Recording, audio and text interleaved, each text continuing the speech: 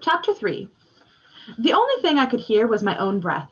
It was so loud that it sounded like there were 6 scared people locked up in the shed.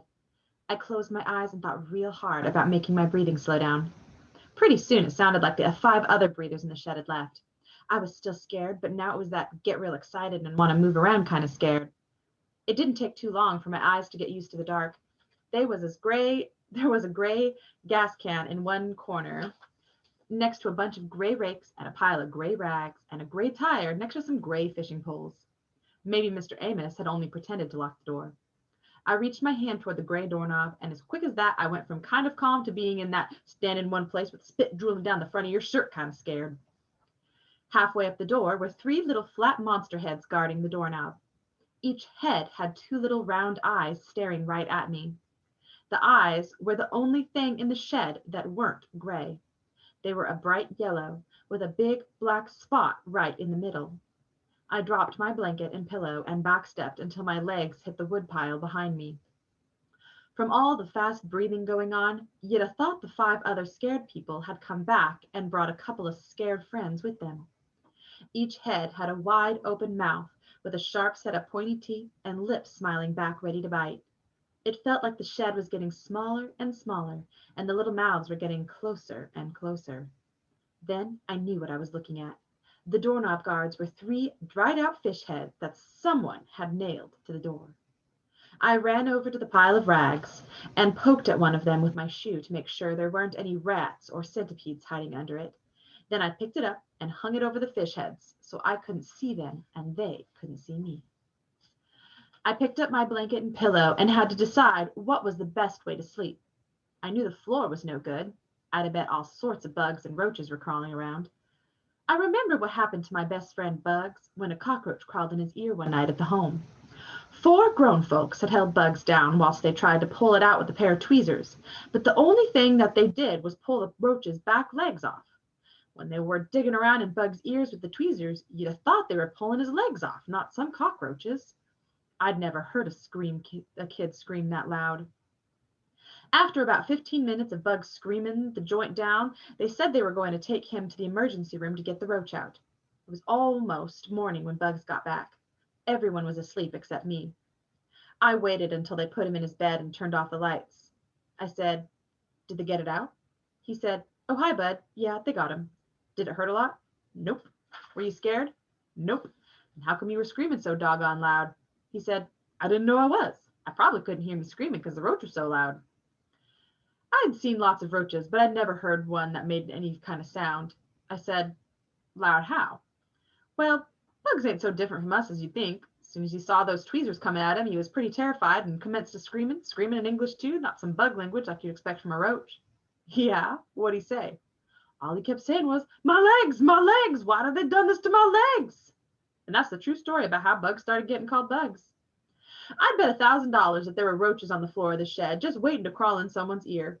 And I'd bet those Amoses wouldn't have even tried to pull the roach out, and who knows how long I'd have had to listen to some terrified roach screaming his head off right up against my eardrum. I spread the blanket on top of the woodpile and climbed up on it. This put me so I was even with the window. I took a piece of bark and brushed all the spider webs from in front of the window. Then I put my hand on the glass to see if the newspaper was pasted on from the inside or the outside. I touched paper. I spread my fingers, and my hand looked like a yellow jacket bumblebee, bright yellow with black stripes. This was a great place to have shadow puppets, so I made my hand be a wolf and a dog and a duck. After a while, that got to be pretty boring, so I scraped at the paper with my fingernails so I could see outside. But I like to keep my nails bit down real low, and the paper didn't budge. I took out my jackknife and tried scraping the newspaper with it. The paper peeled away in little curly yellow strips like that stuff rich people throw on New Year's Eve. I finally got a hole big enough to look out and mashed my eye up against the glass. I could see the back of the Amos house real clear. There was a light on. That had to be Mr. and Mrs. Amos's room.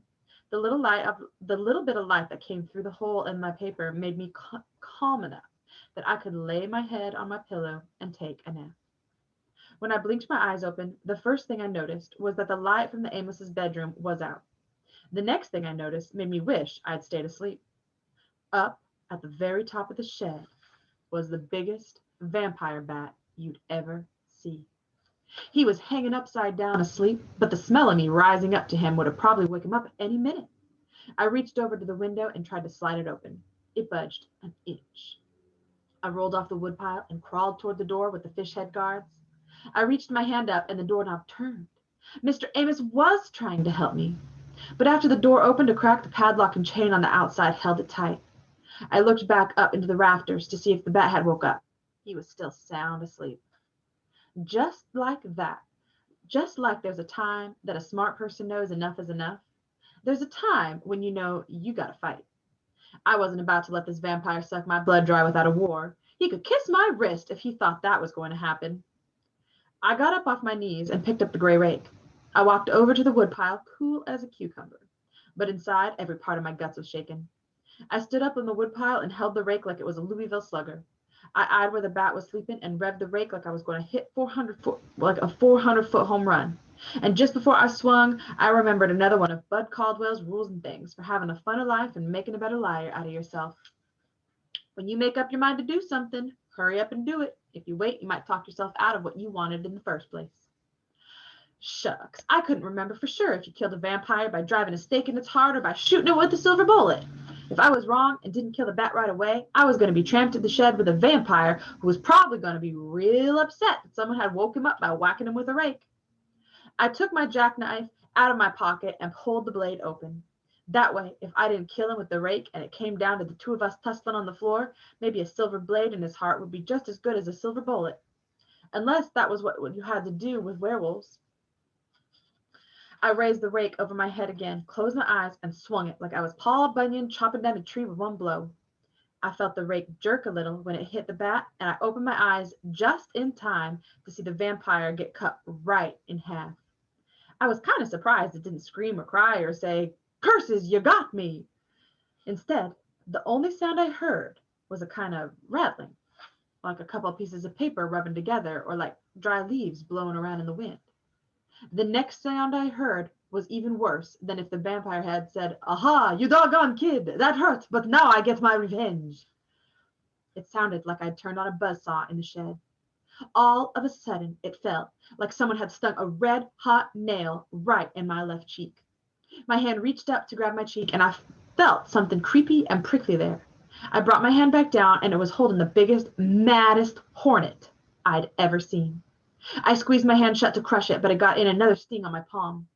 What I'd thought was a vampire bat hanging on the ceiling was really a hornet's nest, and now there were about 6,000 hornets flying around in the tiny shed, and each and every one of them was looking for me. Another fire nail went into my knee, and a second one went into my sock. Maybe this was why the other kid they'd found in here had been as big as a whale. He was swole up from all the hornet stings. I dropped my shoulder down and charged at the door with all my might. The door banged against the lock but didn't budge an inch. All that happened was the rag I'd covered the fish heads with came off, and I got bounced back and landed square on the floor. I jumped up again. This time, when I charged at the door, I put my hand out like Paul Robeson running down the football field. This wasn't a real good idea. I forgot all about the fish head door guards. My fingers went right into the mouth of the biggest one, and his little needled teeth cut me like a razor. I pulled my head back and screamed. Another hornet buzzed into my right ear, and it felt like someone had poured hot wax right down into my brain. The only thing I could think to do, was jump on the woodpile and bust the glass out of the window. I grabbed the handles of the window and gave them one more jerk. I guess being scared gives you a lot of strength, because this time the window flew open with a loud bang. 3 hornets found me at the same time, and all 4 of us fell out of the window.